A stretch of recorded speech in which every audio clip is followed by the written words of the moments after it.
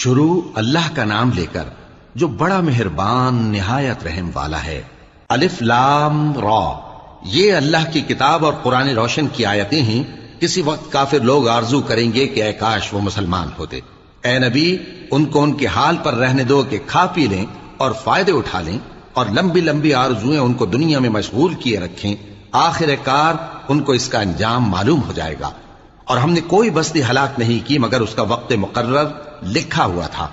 کوئی امت اپنی مدت مقررہ سے نہ آگے نکل سکتی ہے اور نہ پیچھے رہ سکتی ہے۔ اور کفار کہتے ہیں کہ اے شخص جس پر نصیحت کی کتاب نازل ہوئی ہے، تو دیوانہ ہے۔